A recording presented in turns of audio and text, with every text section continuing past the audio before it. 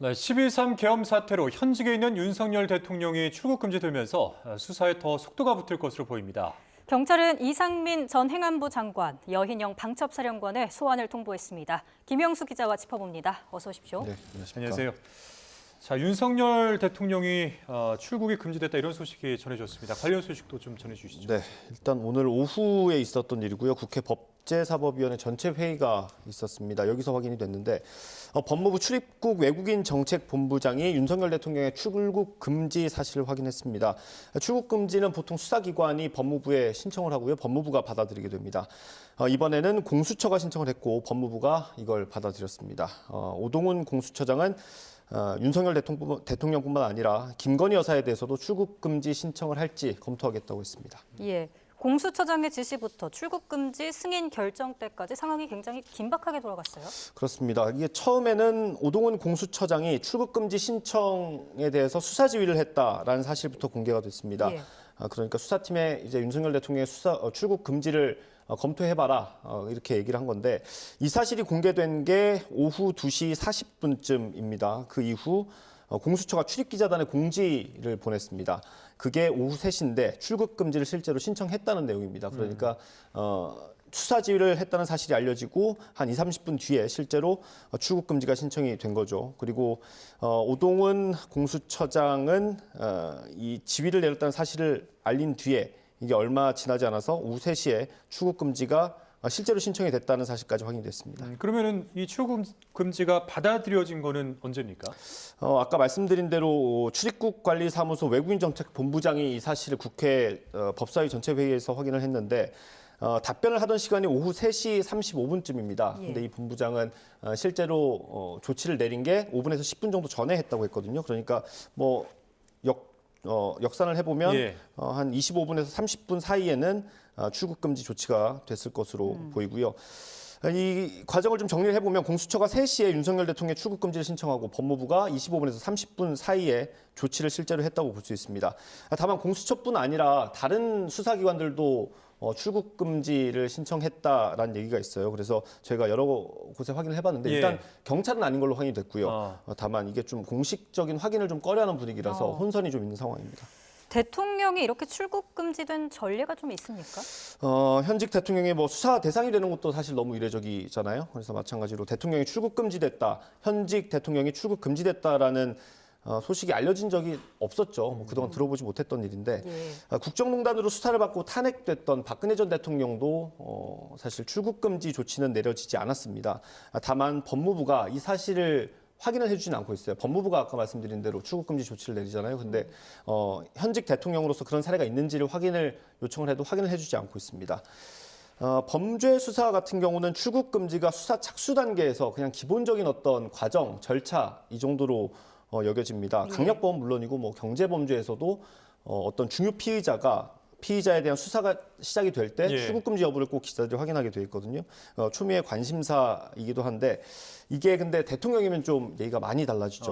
뭐 굳이 말하지 않아도 현직 대통령이 내란 혐의로 출국 금지됐다는 것 국민들은 아마 중요한 수사 대상이 됐다 이렇게 인식을 할 것 같습니다. 그러니까요. 근데 지금까지는 다른 기관들도 사실 나서서 하지 못했던 거 아닙니까? 그렇습니다. 뭐 아까 말씀드린 대로 기자들이 일단 뭐 범죄 사실을 취재하거나 어떤 사건을 취재할 때 이거를 꼭 물어보거든요. 오늘 경찰 특수단 브리핑이 있었고 그 사실을 또 질문을 했습니다. 답변을 그대로 읽어드리면 윤석열 대통령에 대한 출국 금지는 검토 단계라고 생각하면 된다라고 했고 출국할 가능성 등을 종합적으로 고려하면서 판단하고 있다 이렇게 언급했습니다. 그리고 이게 다른 피의자들은 출국 금지가 되는데 대통령만 유독 안 하는 건 좀 비판받을 소지가 있고 지적이 나올 수 있잖아요. 그 부분에 대해서 질문했더니 답변하지 않는 게 적절하다고 생각한다 이렇게 답변했습니다.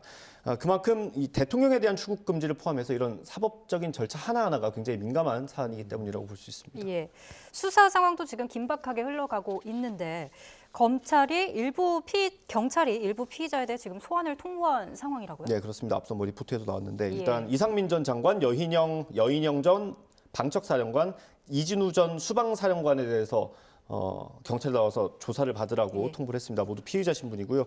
소환 일정은 일단 조율을 하고 있는 것 같습니다.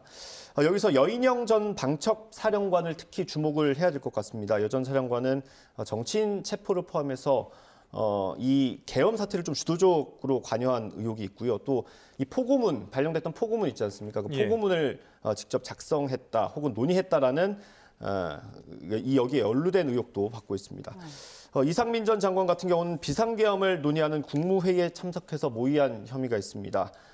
김용현 국방부 장관, 전 장관까지 이렇게 4명이 이른바 충안파로 분류되는 인사들입니다. 네, 그래서 뭐 오늘 검찰이 이 방첩사를 압수수색했다 이런 내용이 전해지기도 했습니다. 네, 이 직전에 말씀드린 여인영 전 사령관이 지휘하는 곳이 이 방첩사령부입니다. 국군 방첩사령부는 이전에 우리가 기무사라고 많이 알고 있던 곳이고요. 예. 이전에 과거에도 계엄 문건이 한번 나와서 좀 파문이 있었던 곳입니다. 이번에는 말씀드린 것처럼 뭐 선관위에 병력을 보내고 또 국회에도 병력을 보내는 역할을 한 것으로 지목이 되고 있고요.